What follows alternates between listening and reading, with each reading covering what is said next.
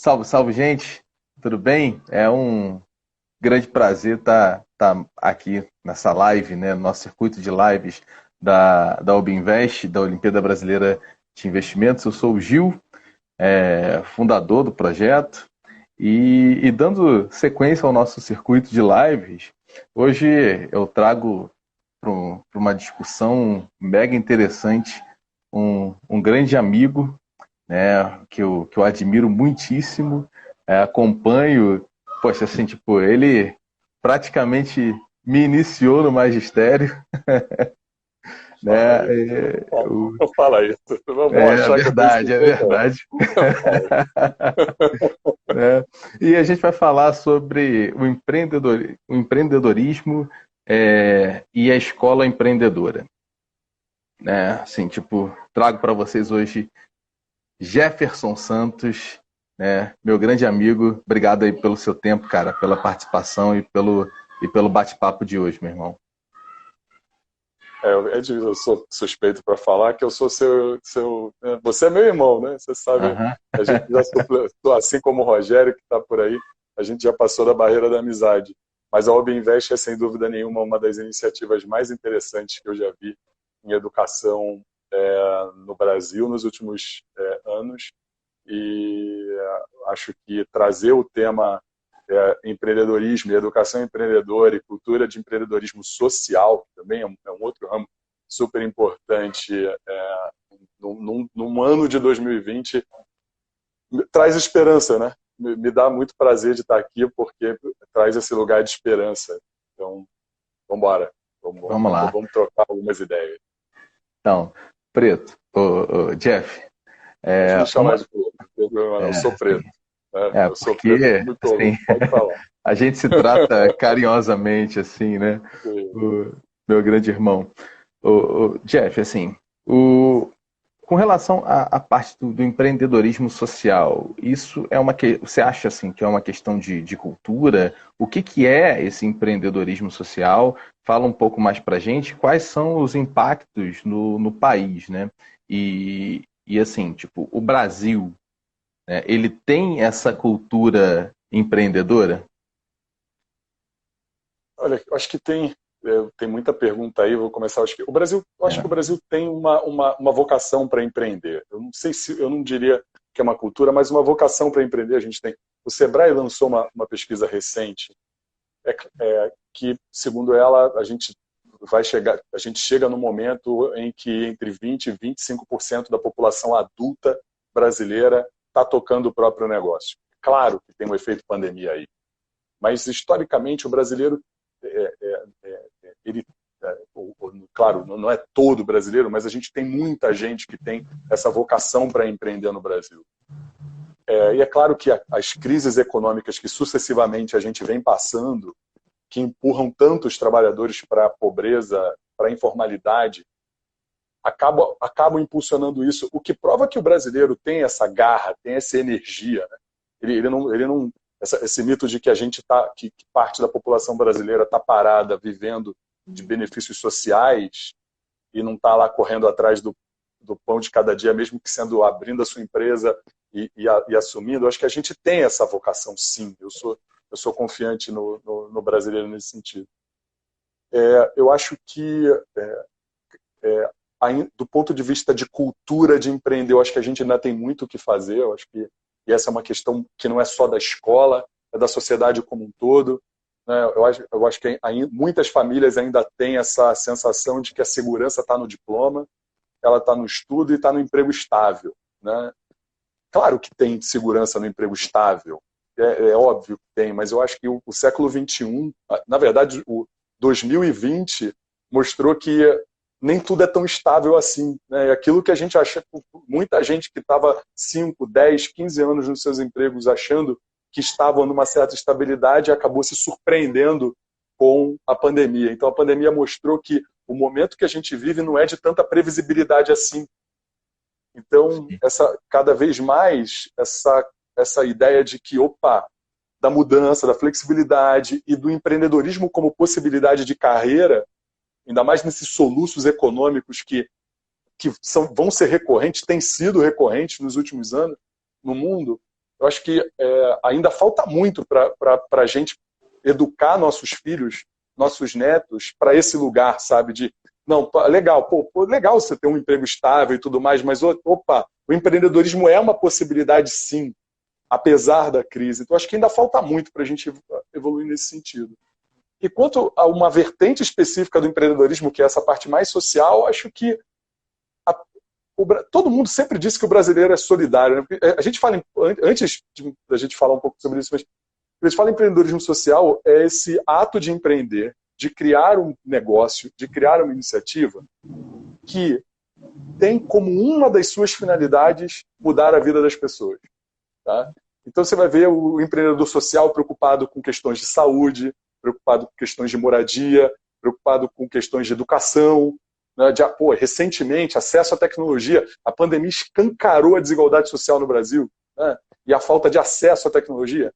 Então, como é que a gente resolve isso? Como é que a gente faz com que populações que não são abastecidas, seja pela iniciativa privada, seja pelo Estado, do básico, do essencial para o seu bem-estar, como é que a gente faz que essas pessoas tenham uma melhora de qualidade de vida? O empreendedorismo social tenta responder essas perguntas, criando iniciativas que melhorem a vida das pessoas, principalmente, especialmente das pessoas menos assistidas. Né? E a pandemia mostrou que o brasileiro é muito solidário. A gente viu isso. Né? Então, aí sim, eu acho que a gente tem uma belíssima de uma vocação para criar negócios que realmente transformem a vida das pessoas. Esses negócios podem ter fins lucrativos ou não ter fins lucrativos. Né? Existem negócios sociais que têm né, essas duas possibilidades, mas o que eles têm em comum é isso. Seja com fim lucrativo ou sem fim lucrativo, uma das finalidades é melhorar a vida das pessoas e de preferência de quem mais precisa. Eu acho que a gente tem solidariedade e empatia de sobra para criar grandes negócios transformadores em várias áreas. Então, acho que isso a gente tem sim. Basta a gente apertar os botões certos para fazer com que esses negócios floresçam. Porque se empreender no Brasil é difícil, empreender para quem mais precisa tem algumas dificuldades redobradas aqui. Né? Mas aí a gente vai falando dessas dificuldades ao longo sim, sim. na live. E assim, no âmbito, com relação à parte escolar, né? Assim, eu vejo que existe um estímulo assim, muito grande para a preparação de concursos, né? E às vezes, assim, tipo, você prepara o aluno para passar nos concursos, às vezes você acaba sacrificando a formação, né, do cidadão, assim, tipo, em importantíssimas áreas assim do conhecimento para a vida, né? E explica para a gente, a educação empreendedora, ela tá em que sentido? Ela se propõe a preparar melhor o indivíduo para a vida, né? Mas assim, tipo, a gente não deixa de preparar ele para o Enem. Como é que funciona uma escola empreendedora? Você que trabalha, eu estou perguntando especialmente para você, porque eu sei que trabalhou aí num monte de escolas assim de sucesso, e aí você é o cara para responder essa pergunta. Puxa, é uma pergunta grande, mas vamos lá, vamos tentar segmentar. É claro que ninguém vai dizer que o vestibular não é importante. Ninguém está dizendo isso. Né? Eu fiz faculdade, você fez, boa parte das pessoas que estão nos assistindo fizeram, talvez todas. Ninguém vai dizer que o vestibular não é importante. Ninguém vai dizer que a faculdade não contribui para o nosso crescimento pessoal, profissional. É claro que contribui. Mas será que a exclusividade da preparação para isso é o melhor que a gente pode fazer pelos nossos filhos? Porque cada vez mais o diploma ainda é importante no Brasil. Tá? Então não vamos achar que é uma coisa em detrimento de outra. Mas se você perguntasse o que eu quero para minha filha, né? Eu tenho uma filha enteada de 12 anos, se você perguntasse, Jefferson, o que você quer para sua filha? Você quer que ela passe no vestibular ou você quer que ela seja uma pessoa, por exemplo, a gente está falando de empreendedorismo social, então você quer que ela seja uma pessoa que se sensibilize pela causa da população em geral, especialmente das populações menos favorecidas socioeconomicamente. Você quer que ela seja uma pessoa ética, que tenha criatividade, a gente vai falar sobre isso hoje, que tenha criatividade para pensar em novas soluções para velhos problemas, ou eventualmente formular novos problemas. O que você quer? Você quer que ela tenha esse lado de formação para a vida, ou você quer que ela passe no vestibular? Eu teria muita dificuldade de escolher entre os dois. Eu quero os dois para minha filha, sabe? Uhum. Eu quero que, se ela optar pelo vestibular, eu quero que ela tenha condições de fazer isso. Mas eu não prescindo que ela tenha a possibilidade de ser uma mulher ética, protagonista da sua vida, empoderada, crítica do machismo estrutural na nossa sociedade. Eu quero que ela tenha essa capacidade. Então, eu acho que, primeiro, que não é uma coisa ou outra. Eu quero as duas coisas para minha filha. Mas uma coisa que eu concordo com a tua fala é que eu acho que hoje é exclusivo, né? Hoje a formação é para passar no vestibular, acreditando-se que o melhor jeito de fazer uma pessoa passar no vestibular é com o predomínio da aula expositiva. Outra falácia, né? Existem outras formas de fazer com que as pessoas aprendam conteúdos importantes para serem utilizados em prova. E a aula expositiva é só um deles, mas não é o único, né?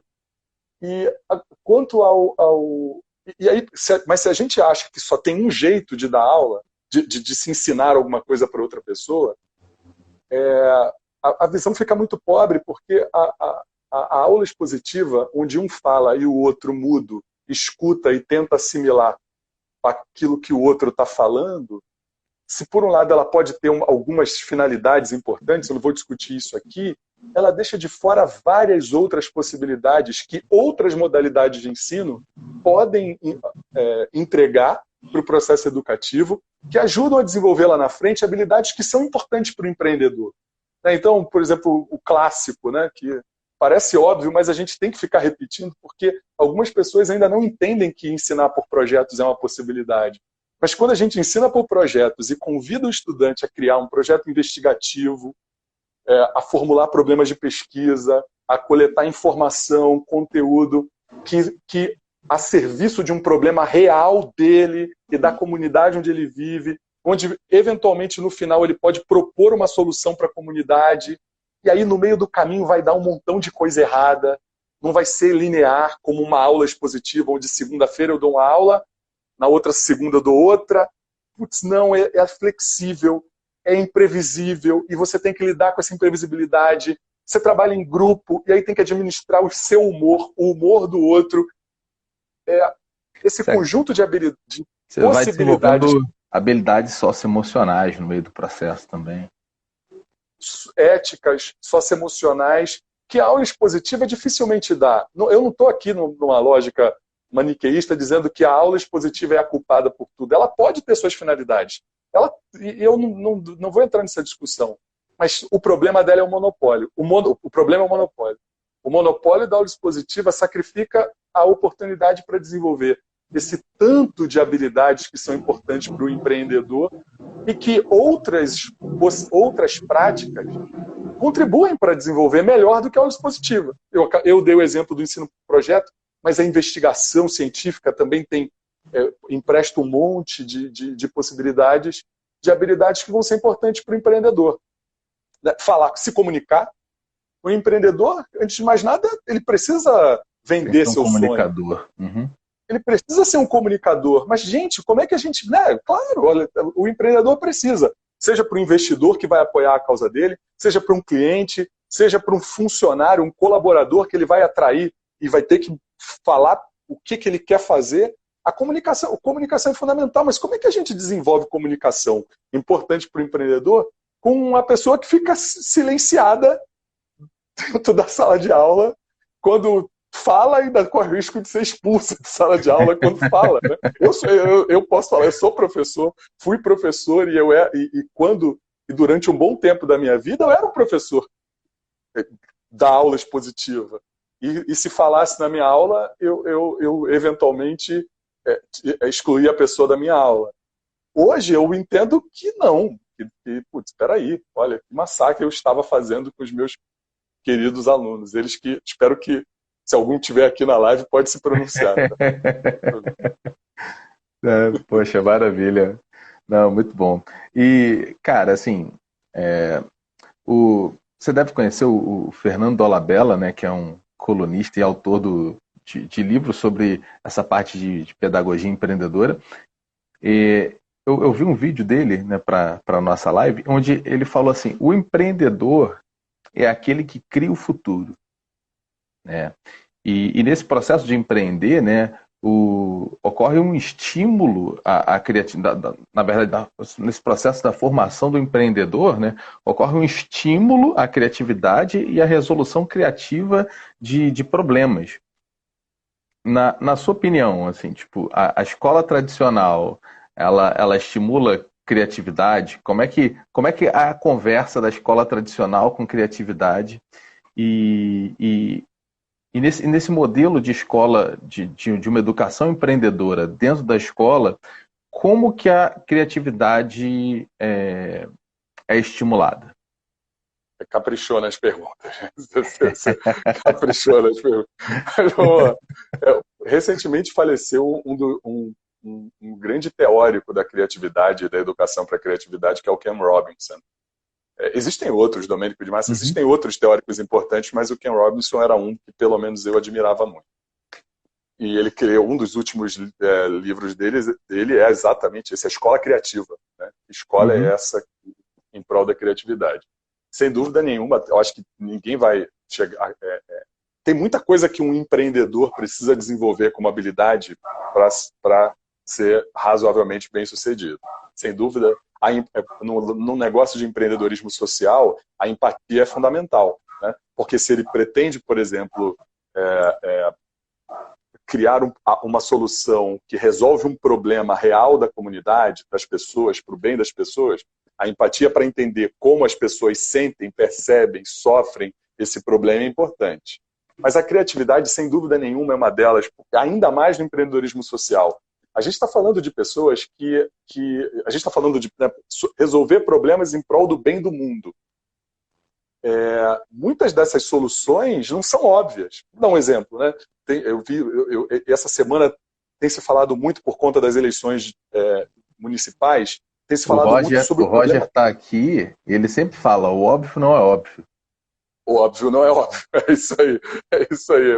O velho Roger sempre nos ensinou muito bem isso. É. Mas essa semana a gente escutou muito, eu escutei muitas matérias sobre a falta de acesso à água tratada e a esgoto tratado, principalmente, né, nas populações mais pobres, mais periféricas. Né? E as consequências para o meio ambiente, para a saúde das pessoas, desse problema. Né? É um problemaço que o Estado nacional brasileiro e de muitos países em desenvolvimento, subdesenvolvidos, não conseguiu resolver. Ou seja, um empreendedor social que resolver criar 1, 2, 3 iniciativas para resolver problemas na área de saneamento básico, vai precisar ser criativo, ou seja, vai precisar sair da caixinha, vai precisar pensar em novas soluções para resolver esse problema que é complexo. Ele tem várias variáveis, várias interferências, ele tem matizes diferentes, é difícil. Ele vai precisar de muita criatividade para resolver isso. Aí, voltando para a tua... Lógico que eu falei de empatia e criatividade, mas tem um conjunto de outras coisas que o empreendedor precisa ter como atitude ou habilidade, que você está chamando de socioemocional, ou de habilidade socioemocional. É claro que também tem conhecimentos. Né, o empreendedor precisa entender um pouquinho de gestão, né, de orçamentação, projeto, construção de projeto, ele tem que incorporar ferramentas do design, né, para a solução de problemas. Tem uma série de outras habilidades e conhecimentos em paralelo. A gente está falando de criatividade. Vamos refletir um pouco sobre a escola, a experiência normal da escola típica brasileira, que apresenta aos seus estudantes uma rota única, baseada no roteiro que o professor trouxe. num caminho único, que é esse caminho que está estabelecido pelo professor, pelo material didático, pela apostila e tudo mais. Cabe ao estudante executar as tarefas que são propostas, cabe ao estudante estudar para uma prova que tem uma resposta por questão, dificilmente tem mais de uma, dificilmente são aceitas respostas variadas. O sistema educacional ele é um sistema que converge para a única resposta, para a única possibilidade. Ele desafia muito pouco os estudantes a construírem conhecimento, a hipotetizarem, a pensarem fora da caixa, a pensarem em outras possibilidades, porque é simplesmente um seguir o roteiro. Então, o Ken Robinson cita alguns estudos importantes na obra dele de que a escola mata a criatividade, né? Muitos de nós ficam menos criativos depois da experiência escolar. Uhum. Enquanto crianças, nós temos mais pensamento lateral, uma imaginação mais fértil, mas a escola e a educação, até parental, nossa, como pais, né, ela vai estimulando o corte da imaginação, da lateralidade, né, do pensamento lateral, que são fundamentais para a criatividade, para a hipotetização, para o pensamento livre, associativo. A gente vai tosando. Por quê? Não, porque tem uma resposta. E só pode ter uma. Né? Só tem uma resposta. Eu lembro o meu filho mais velho, João, ele faz direito, né, e teve uma disciplina que ele ficou reprovado, né, na faculdade, que ele ficou revoltadíssimo, cara. Ele chegou, estudou assim, tal, a matéria, tal, chegou lá na hora da prova, fez a prova, chegou em casa e falou: passei. Eu entendi a matéria e entendi muito mais na hora da prova. Assim. Poxa, na hora da prova caiu a ficha, eu entendi. Aí a nota dele, 3.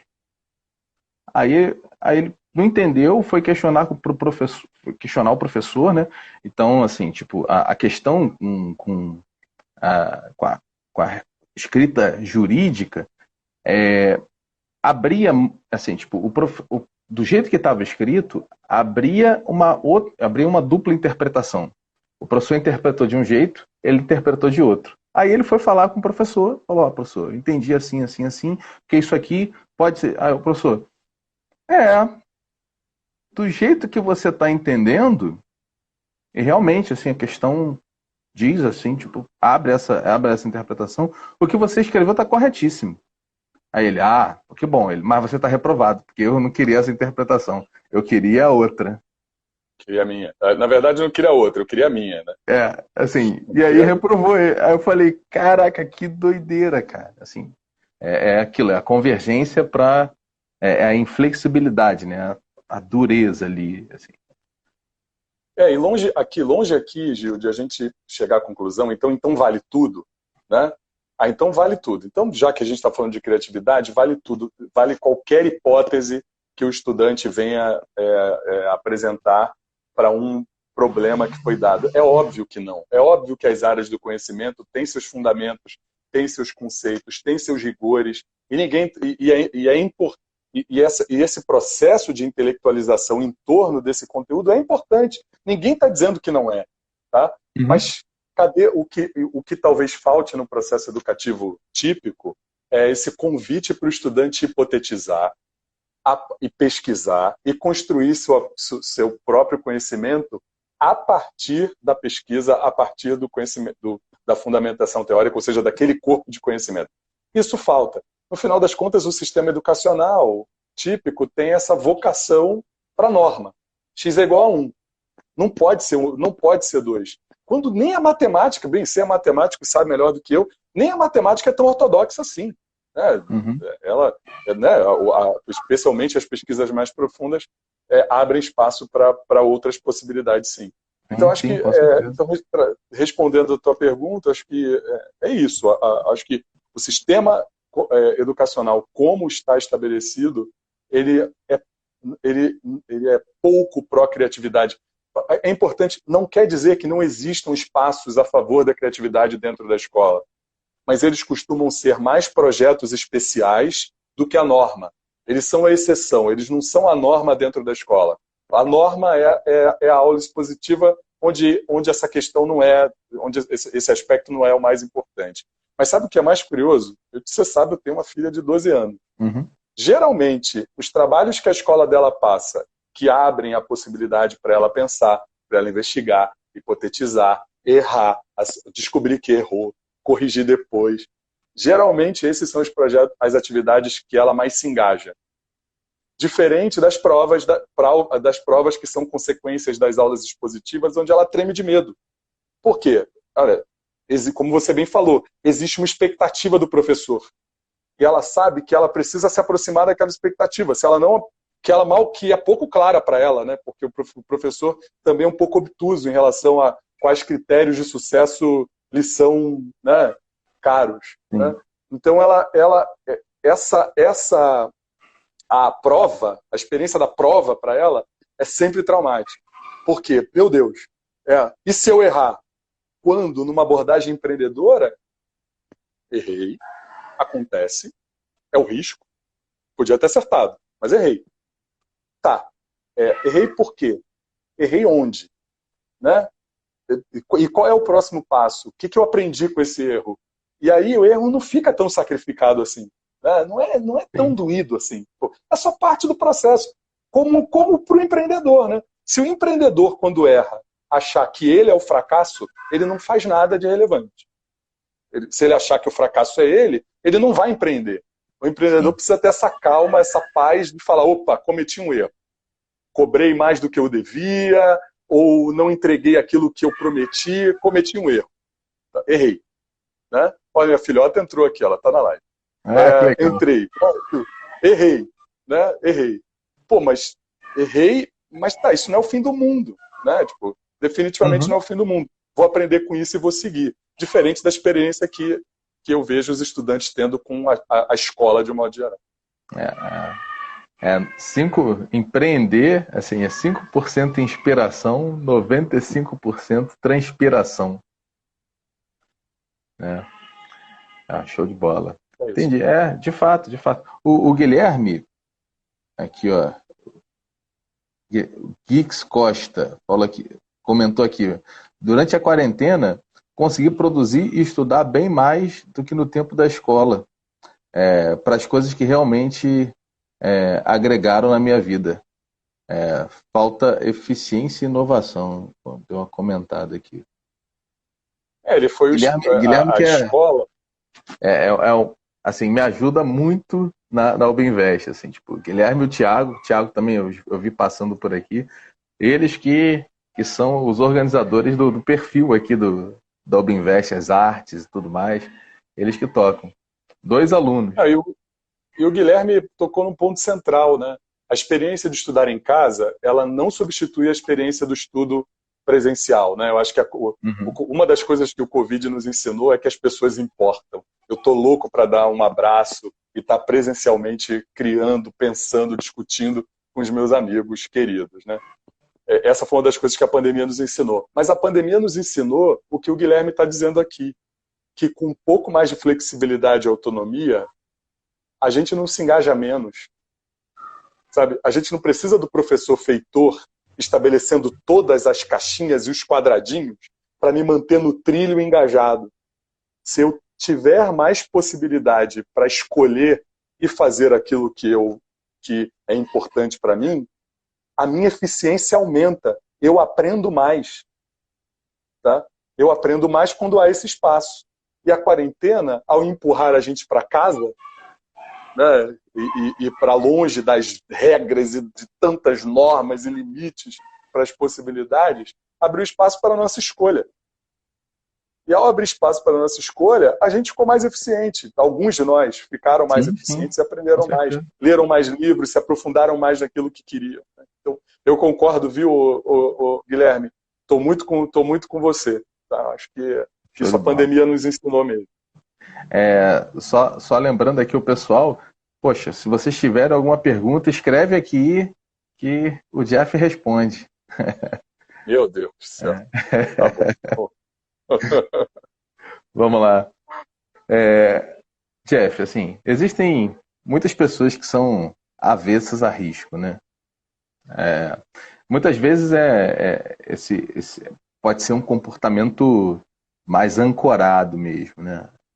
Mas principalmente porque ainda não desenvolveu essa habilidade emocional de lidar com o risco. Poxa, quando a gente fala em empreendimento, a gente fala em risco na veia, né, cara? Você acha que é responsabilidade da escola, né, desenvolver essa habilidade socioemocional de lidar com esse perfil risco versus oportunidade? Total. Só para a gente também não colocar tudo na carga da escola, né? Sim, a escola precisa ajudar, mas Olhar, eu acho que ajudar isso é uma isso. coisa cultural, né? Ela está em casa, né? Tipo, vou dar um exemplo, né? Uhum. Quando o nosso filho, a nossa filha faz alguma coisa que a gente não gosta, não gostou muito, ou que não fez muito sentido, e a gente dá aquele esporro colossal, destruidor, né? Desequilibrador de tudo, o que a gente está dizendo para ela? Né? Tipo, cara, errar não dá, né? Não dá para errar na vida. Se errar, o mundo vai acabar, né? Uma sensação de desespero, esse é o maior inibidor desse aspecto de tomar risco. É claro que a gente também não pode ir para o extremo da superpassividade.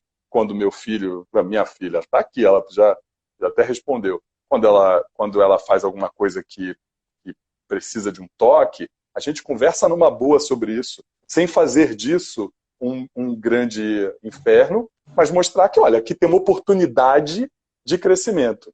Né? Aqui tem uma oportunidade de evolução, tem uma oportunidade de aprendizado. Então, eu acho que, sem dúvida nenhuma, começa em casa. Tá? Uhum. Começa tá também nesse discurso, Gil, de que da busca pela segurança, né? Tipo, esse apego de que, não, olha, faz engenharia, faz direito, faz medicina, passa no concurso público, e a sua vida vai ser de estabilidade, de segurança, de tranquilidade e tudo mais.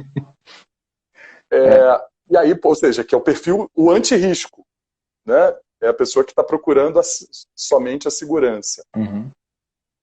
O século XXI tem nos mostrado o preço disso, porque é claro que algum nível de segurança é necessário, até financeira, o básico, a gente precisa comer, a gente precisa pagar as nossas contas que estão cada vez mais caras, né? É claro que algum nível de segurança é necessário, mas isso está longe de ser o suficiente para todos nós, né? Tipo, por exemplo, é importante viver uma atividade profissional que lhe traz significado, pessoal, que seja importante para você, conectado com o que você acredita. E o que é pior, às vezes demora para a gente descobrir isso. Eu demorei um tempinho para descobrir o que eu queria. Você sabe, eu comecei engenheiro químico. Uhum. Então, ou seja, eu tive que tomar um certo risco de largar a engenharia para fazer história e virar professor e trabalhar com educação. Eu tive que correr um certo risco. O risco de quem estava procurando algo significativo para mim. Como pessoa, como profissional, eu tive que correr um certo risco. Então, por sorte, eu tive pais que falaram, vai filho, vai dar certo, vai lá. Mas como é que nós, pais, recebemos essa aptidão dos nossos filhos, essa vontade do nosso filho para o erro, essa propensão para o erro que a gente tem, a propensão para o risco, como é que a gente recebe isso? É com acolhimento ou com agressividade? No caso da escola, acho que ainda é um pouco mais grave, porque tem tudo isso, né? Tem tudo isso, Uhum. e ainda tem esse aspecto lembra que a escola ela quer levar o estudante para a convergência, né? A convergência do currículo. Você tem que aprender isso aqui desse jeito. E tem que fazer a prova e responder, como você bem falou, desse jeito. Se você der um passo para o lado, por mais que a sua resposta seja brilhante e descubra a cura para a Covid, você não passa.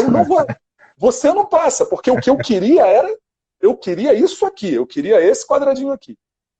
Tá? Não arrisca, é isso que a gente está dizendo, né? O recado que o professor do João deu para ele Não arrisca. Não importa se você se dedicou, se você criou um trabalho genial, importante para você, importante para as pessoas, importante para a área de conhecimento do direito, não importa. Não arrisca. Tá? Então, mais uma vez, o paradigma aqui é outro. Né? O paradigma do risco-oportunidade começa com um convite para o estudante hipotetizar, investigar, pesquisar, errar, evoluir com erro. Errar. Aí, errar. E aí não é aula expositiva, entendeu? Desculpa aí quem gosta, mas aí não é aula expositiva. Entendeu? A aula não começa com a minha fala, a aula começa com uma pergunta. E continua não com o meu quadro cheio de matéria, mas continua com o processo investigativo de risco do estudante. Não é o meu, não é o teu. Mas esse era o lugar que a escola deveria ir em prol de uma lógica de risco-oportunidade. Tá? Temos perguntas, Gil. Temos muitas perguntas aqui. Está passando. Ah, cara, passou aqui, eu acabei não vendo. Bom. Tem uma pergunta da Carol, que é uma amiga minha, viu? Muito amiga. Ó, amiga minha esposa. O Crochinol. É a Carol Rochinol. Carol Rochinol. Fala aqui. O problema é que há também muita escolha, né? 1 milhão de cursos para acelerar a produtividade. Como então escolher e abrir mão?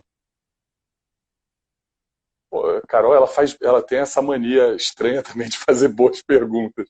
Perguntas muito complexas, né? Como escolher, como estudar? Eu vou falar como eu faço, tá? Assim, tipo, eu me dou um espaço. Primeira coisa, me dá um espaço para não fazer nada. Às vezes eu pego minha xícara de café, sento na varanda e fico fazendo nada, pensando em nada. Dou tempo para o meu coração falar sobre os meus interesses. E aí, 20, 30 minutos depois, vem uma coisa e diz: por que você não estuda X? E aí eu escuto isso e sigo isso com muita disciplina.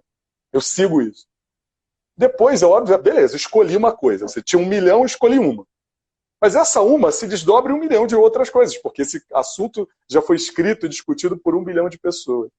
Eu procuro, vou falar mais uma vez como eu faço. Uma vez escolhida essa coisa que me é significativa, eu procuro conversar com pessoas que eu acho que são especialistas naquilo, ou que sabem um pouco mais sobre eu, para entender um pouco qual foi a trilha de desenvolvimento e de aprendizado que elas fizeram.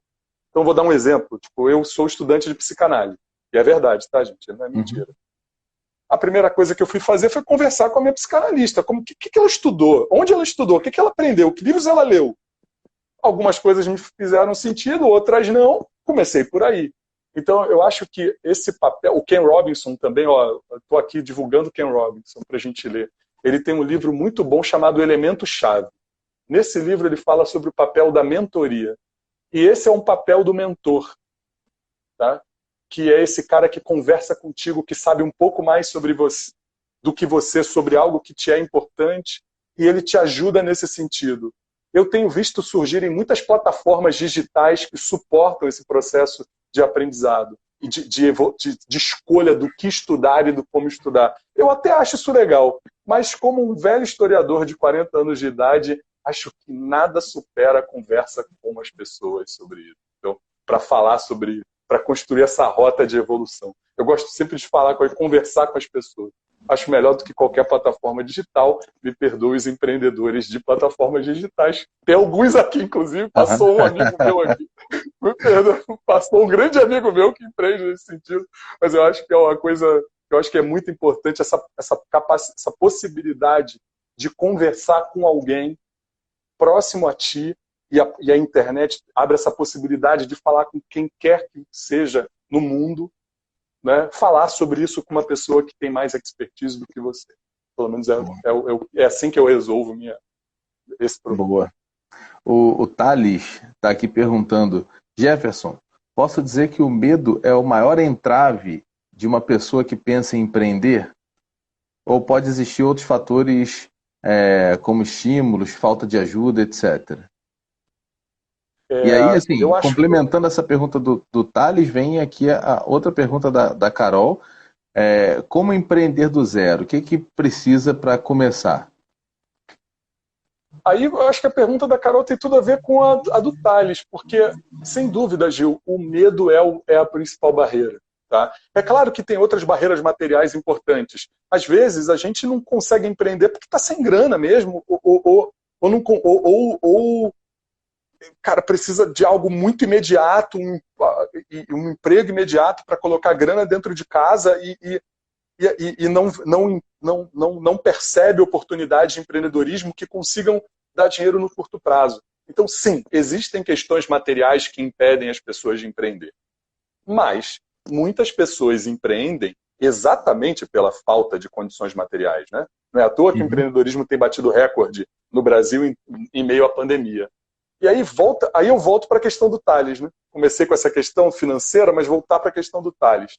Eu acho que o medo de fazer e de arriscar, de largar um monte de coisa para o lado, não fazer um monte de coisa e arriscar e se concentrar numa coisa, num empreendimento, eu acho que esse é o grande obstáculo. Porque, sim, dá errado, Gil. Dá errado. É mais seguro, entre muitas aspas, entrar numa multinacional que já tem 20, 30 anos ali de experiência. Ela já passou pela barreira de risco, a famosa barreira dos 5 anos, né?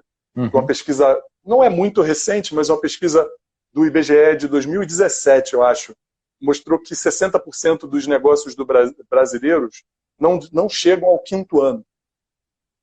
Então, é claro que é melhor você estar numa iniciativa que já passou, para quem está com medo e prefere a segurança, é claro que é melhor entrar numa iniciativa dessa, porque ela já passou por essa barreira dos 5 anos.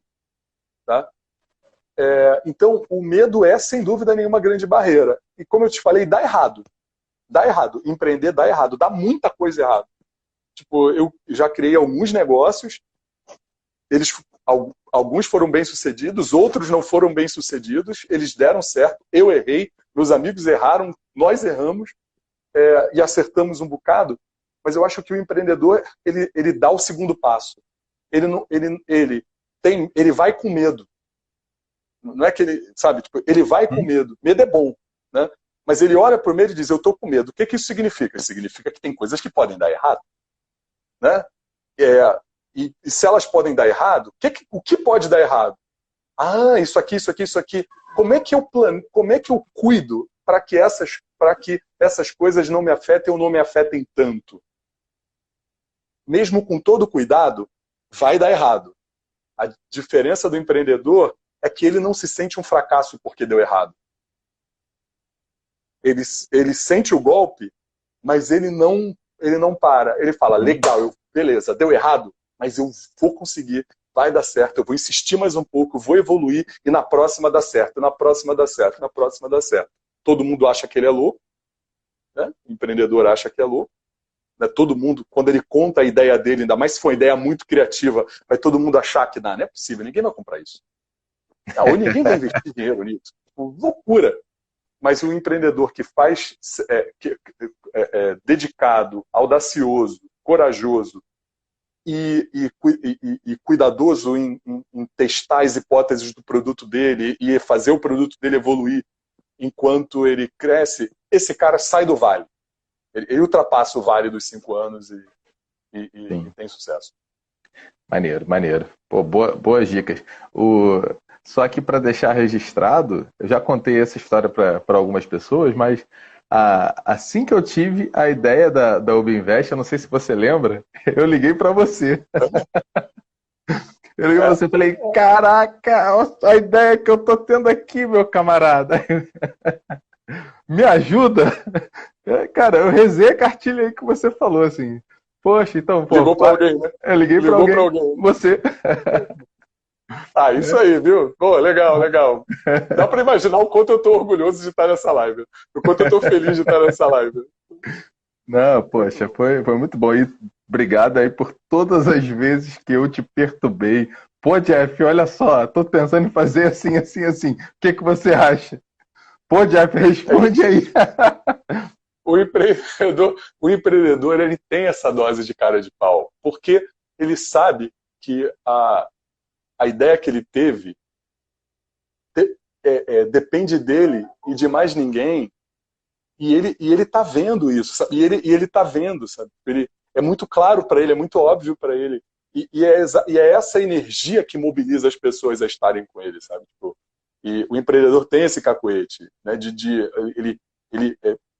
A energia dele contamina das outras pessoas, como a tua me contaminou e vem contaminando gente no Brasil inteiro para olhar para o conhecimento de investimento, mas para o conhecimento de empreendedorismo, do mundo dos negócios, que isso pode fazer parte da escola, sim. Ah, mas o professor não sabe isso, não tem problema. Não tem... Quem disse que tudo tem que ser ensinado por um professor? Por que ele não pode trazer gente de fora, né? Por que ele não pode pedir ajuda de outras pessoas? Por que a escola precisa ter muro nesse sentido, né? Por que tem que ser uma exclusividade do docente? Por que não podem vir outras pessoas participarem da educação das crianças e dos adolescentes, enriquecendo o currículo com outras possibilidades que eventualmente não são da formação do professor, e tudo bem. Tudo bem, não é um demérito para o professor, né? Acrescentar experiências, né? Ele precisa deixar de ser aquele que monopoliza o conhecimento e as possibilidades do aluno, mas para aquele que ajuda o aluno a organizar itinerários formativos que são significativos para o aluno, para a comunidade, eventualmente para o próprio professor. É outro lugar do professor, né? É outro. Sim. Maravilha. Aqui, a gente já está quase terminando, né? Vou fazer a última pergunta e até se tiver tempo, se o pessoal quiser fazer mais alguma pergunta, pode mandar aqui. Assim, o Brasil tem muitos problemas para serem resolvidos, como você falou, e eu vou usar um exemplo da conversa que eu tive na semana passada com o Vogel, né? Teu vizinho aí. E ele falou, poxa, Gil, 70% dos registros médicos do Brasil hoje estão em papel. Assim, então, assim, tem muito espaço para inovação em muitas áreas, né? Nessa visão da escola empreendedora e do empreendedorismo social e pensando nos problemas para serem resolvidos criativamente, com criatividade, quem é que sai ganhando se a gente adotar uma escola mais empreendedora? Acho que, sem dúvida nenhuma, o mundo, acho que é meio óbvio, né? Imagina, assim, o adolescente, mas não só o adolescente, tá? Aqui a minha experiência como professor de história é maior com adolescente. Mas o pouco que eu conheço de educação de criança não é muito diferente com as crianças menores, tá? Mas o estudante, de um modo geral, ele é muito sensível para as questões sociais. Eu vou falar da minha filha, de 12 anos. Ela é muito... Ela se sensibiliza, ela se preocupa empaticamente com o outro. Ou seja, há muito pouco esforço para se fazer dentro de uma escola para que um estudante se engaje num projeto de empreendedorismo social dentro da escola. Então, acho que essa parte é bem simples, tá, de ser resolvida. Agora, partindo do pressuposto que o estudante tem esse apelo e que ensinar a empreender, de preferência o empreendedorismo com esse cacuete social, é importante para o contexto educativo, já imaginou uma escola que convida o estudante a partir de um projeto de empreendedorismo social relacionado à resolução de um problema social relevante? Já dei vários exemplos aqui: educação, moradia, saúde, acesso à tecnologia, acesso à água e esgoto tratados. Já imaginou se a gente convida os estudantes a aprenderem os conhecimentos a partir daí? O quanto de ganho tem para o mundo e para as pessoas? Eu vou dar um exemplo rápido, tá, Gil? Eu visitei uma escola aqui em São Paulo há alguns anos atrás. Eu nem morava em São Paulo ainda, tá? Chamada Projeto Âncora. Uma escola importante, uma referência em novas possibilidades de educação aqui na região metropolitana de São Paulo. E eu vi uma estudante do 6º ano, envolvida num projeto. A escola fica em Cotia e ela está bem próximo de uma comunidade bastante carente, e o problema do lixo, da poluição dos rios, com o lixo produzido pela própria comunidade, diante de uma desassistência do Estado, seja em políticas educativas, seja em coleta do lixo naquela localidade, tudo isso agravava muito a qualidade de vida das pessoas, né? A escola resolveu criar um projeto relacionado a esse problema que era relevante para todo mundo da comunidade, mas também para os estudantes. Tinha uma criança do 6º ano, que era do 6º ano, cara. Era do 5º ou do 6º ano, era bem novinha.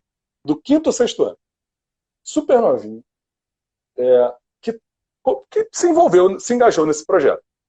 E no projeto ela aprendeu um monte de coisa. Ela aprendeu sobre o processo de tratamento da água. Ela aprendeu sobre o sistema de coleta de lixo.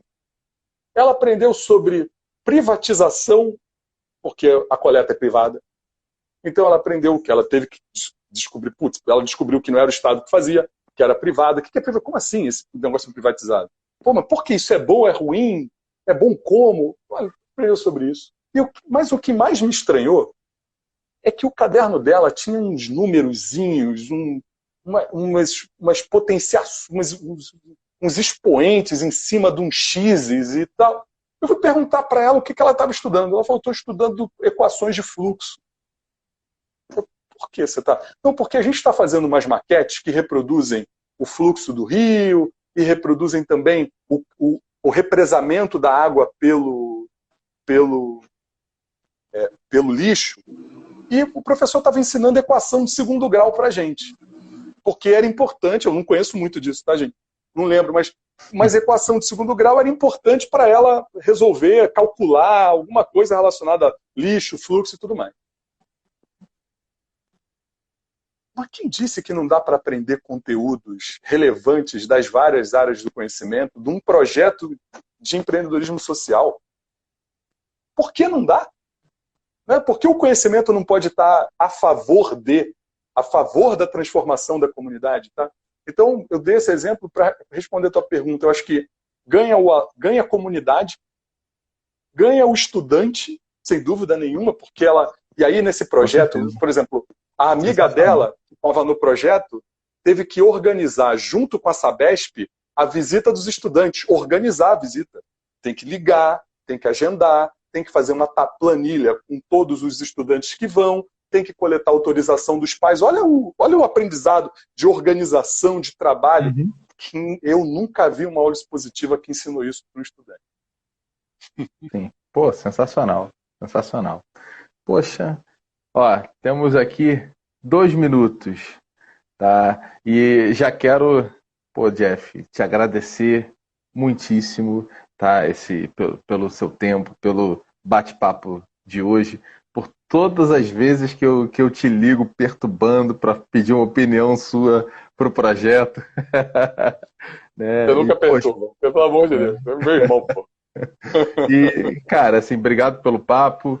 E, cara, fica aqui o convite para as próximas vezes, né?